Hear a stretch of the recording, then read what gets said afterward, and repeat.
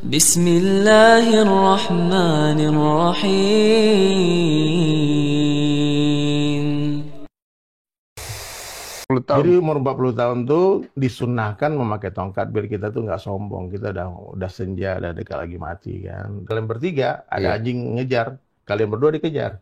Kalau Ustaz nggak mungkin kan ada tongkat. Oh. Anjing takut. Anjing takut. Komodo pun takut mata Ustaz Abdul Somad. Ini kalau dihentakkan dipukulkan ke tanah akan terpancar 10 pom bensin. Ini kalau dihentakkan dipukulkan ke tanah akan terpancar 10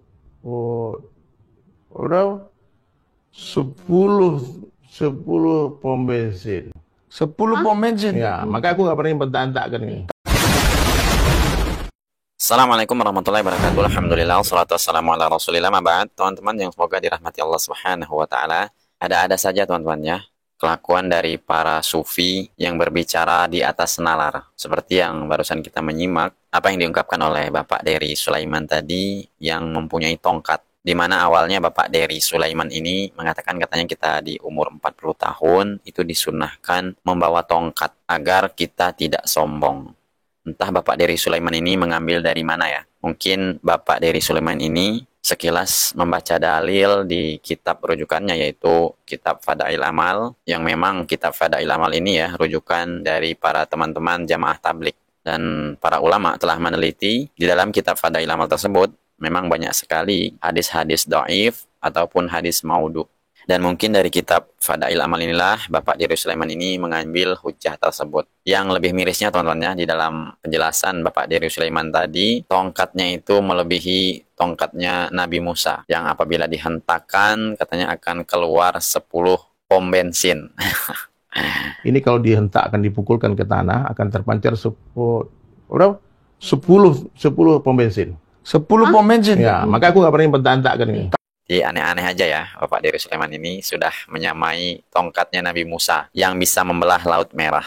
Dan memang hal seperti ini teman-teman ya sering kita mendengar dari perkataan para sufi, apalagi di kalangan para habaib. Itu lebih parah lagi dongeng mereka. Ada yang bisa terbang, ada yang air bisa berubah menjadi bensin, ada yang bisa memadamkan api neraka, dan memang seperti itulah kerjaan mereka. Dan mirisnya teman-teman ya, bukan hanya para habaib saja yang sering berkata seperti itu. Ternyata Gus Baha juga ikut-ikutan latah bercerita-cerita dongeng. Sekelas Gus Baha ya, yang beliau ini katanya sih ahli tafsir Al-Quran, namun suka bercerita dongeng juga ternyata. Di mana Gus Baha ini pernah di dalam sebuah videonya menyampaikan, itu muridnya Syaroni katanya pernah mengkhatamkan Al-Quran 1 hari 360 kali. Gurunya Imam Syaroni namanya Ali Al-Mursifi, ini cerita tentang Sirajul Qori, Saraipun Mandu Mas Hatibi. Di antara keramatipun gurune Imam Syaroni niku 1 hari itu khatam 360.000 1 hari. Sampeyan sampeyan 360.000. Niku mboten sampean takwil paling kulhu pengganti Quran. Mboten ya memang dibaca. Sampai muridnya Imam Syaroni itu tanya, "Taqra'uhu bi harfin wa sautin?" Apa kamu baca dengan huruf juga ada suara jenengan? Naam. Kata beliau, Maddawahi al-waqta. Ini Allah memanjangkan waktu untuk saya ikraman di Rasulih Muhammad sallallahu alaihi wasallam. Jadi beliau ngalami toyul waktu. Toyul waktu itu waktu diringkas sedemikian rupa sehingga beliau baca itu dalam waktu 24 jam ya kayak mungkin bagi kita ratusan tahun. Namanya toyul waktu.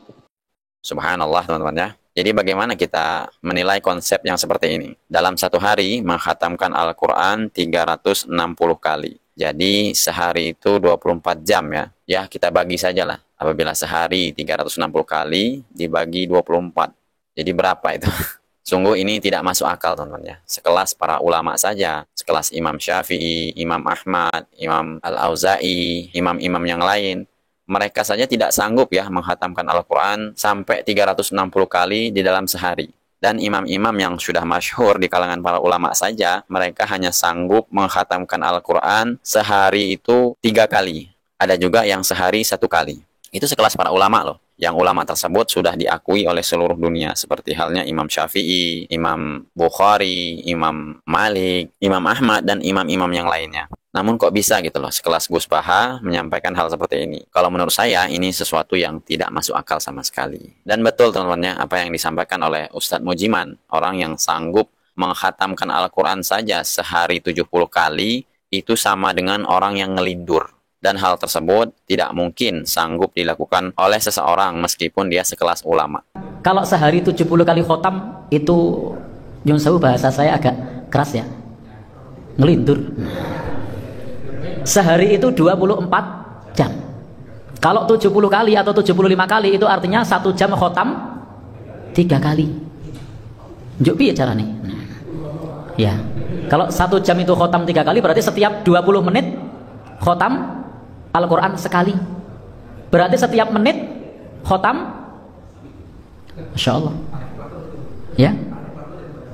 Itu namanya bukan khotam, itu mencukupi khotam 3 kali. Nah, kalau itu mungkin barang siapa yang membaca yang fadilahnya menyamai, itu bisa. Tapi kalau kemudian khotam, betul-betul khotam 70 kali dalam sehari, maka itu jelas tahayul. Itu jelas apa? Ngibul. Ya. Karena tidak mungkin. Tetapi kalau kemudian strategi beramal soleh, membaca Al-Quran yang menyamai khotam Al-Quran, itu bisa baca kulhu 3 kali sama dengan khotam 1 kali. Dalam hal keutamaan itu mungkin, sehingga dia kalau biar mendapatkan 70 kali tinggal baca kulhu berapa kali? 70 kali 3 berapa? 200. Nah, 10 kali. Tapi kalau kemudian mengatakan benar-benar khotam Quran sehari 70 kali, maka itu sebuah kedustaan. Lah itu dapat karomah. Apakah ada karomah memutar waktu? Karomah mesin waktu, yang waktunya pendek jadi panjang. Baik, maka hendaknya kita tidak perlu disibukkan dengan pengakuan-pengakuan dusta. Nanti bukan memotivasi kita beramal soleh, tetapi malah justru timbul dzon-dzon atau persangkaan-persangkaan yang justru dapat merekatkan persaudaraan. Maka maaf, dapat meretakkan persaudaraan. Sehingga dalam hal ini kita cukup kalau mau khotamkan Quran berapa tadi? Nabi menjelaskan kepada kita iqra'hu fi kulli salas, untuk membaca maksimal 3 hari khotam. Dan Nabi mengatakan man qara al-Quran fi aqalli min salasin lam yafqahu. Barang siapa membaca Al-Quran kurang dari 3 hari maka tidak akan memahaminya. Lalu bagaimana mungkin membaca Al-Quran sampai khotam sehari 70 kali bisa memahaminya? Mungkin tidak? Tidak mungkin. Maka kalau ada orang yang mengaku punya karomah begitu, maka pengakuannya ini tidak perlu dipercaya. Tapi anehnya teman-teman ya, hal seperti ini kok banyak gitu yang percaya dengan alasan katanya, oh itu memang ulama, itu memang sekelas orang-orang soleh. Sedangkan Rasulullah SAW saja belum pernah kita mendengar ya di hadis-hadisnya sempat mengkhatamkan Al-Quran sebegitu banyaknya dalam sehari. Jadi lebih soleh mana antara ulama dengan Rasulullah SAW? Dari sini saja kita bisa menilai ya, orang-orang yang waras pasti bisa menilai lah. Cerita itu mbok ya masuk akal gitu loh. Oke teman-teman ya, cukup sekian video dari saya, ketemu lagi video berikutnya. Di dalam video tadi kita bisa menilai ya, hal-hal yang seperti ini tidak patut kita tiru dan tidak patut kita ikuti. Yang jelas ini adalah kebohongan yang nyata. Semoga bermanfaat. Wassalamualaikum warahmatullahi wabarakatuh.